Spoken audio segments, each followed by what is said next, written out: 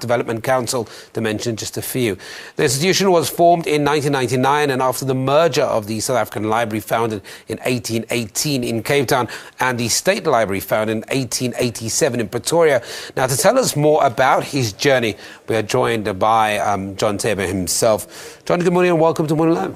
Morning, Sam, and morning to the viewers and the listeners, and I greet everybody and compliments of 2014. Same to you, and I hope it's going to be a great year. 20th year of celebrating our democracy, 2 decades of freedom.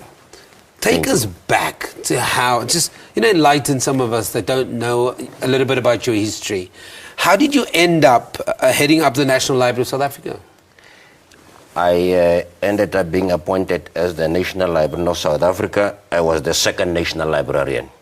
My predecessor, the first National Librarian, was Professor Peter Law, who retired in 2003 towards the end, and I was appointed in March 2004. But before that, I came in because in terms of my experiences, I worked at the University of the North as the head of the University Library. And in the University Libraries, when you teach, you occupy a position of professor, so I also taught at the university with my mentor, Professor Seth Manaka. Reflect for me. How has the National Library grown over the years? And in terms of not only capacity, but if you look at the kind of information that's kept and stored there. The National Library has grown first. It's a legislative structure. It has been assented to by the late President Mandela into the National Library of South Africa from 2 structures, South African Library in Cape Town and the State Library in Pretoria.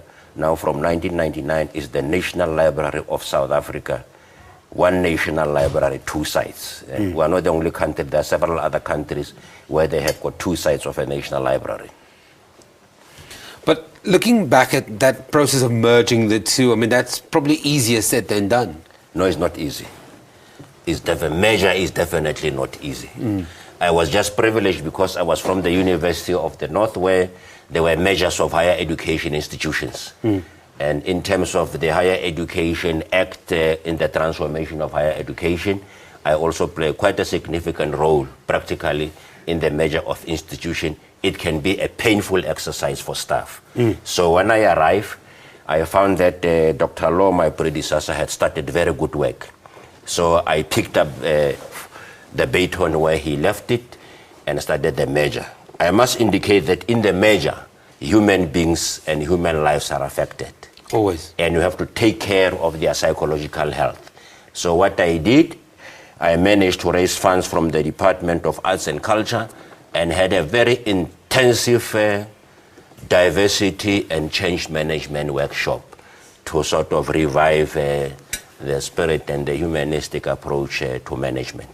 Now that you're retiring very quickly, what are your hopes for the National Library of South Africa? I think I have got very positive hopes. I think after my 10 years in the institution, and the institution is privileged that 2014, as I said, is the year of consolidating our successes of the past and moving forward into the future. Fortunately, for the past 10 years, I have groomed and I have worked with and I have involved an intensive sustainable planning policy. For my colleagues, I've got an excellent executive team under the leadership of the Deputy National Librarian, that in my absence, even when I'm away after they have appointed a new National Librarian, they will first identify our limitations. And of course, they know all our strengths, and convert the limitations into challenges and make them even further strength. Because we are driven by a passion. And the passion that drives us is the strategic resource of information for sustainable development and human growth. You are stepping down at the end of February. You're the CEO that will be taking over after you? Yes, the board is busy finalizing the process of appointing the new CEO. When will we know the new appointment? I'm sure they will announce it in the media when it is done, like it was done with my appointment in March 2004.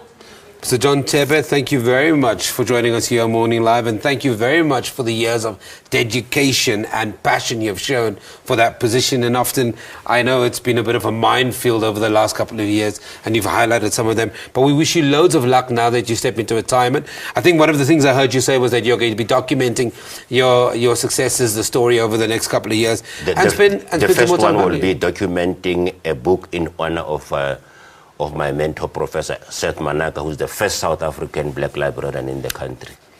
So we're going to leave it there, but thank you very much for joining us. That's John Tsebe, who is bowing out as the serving Chief Executive Officer of the National Library of South Africa.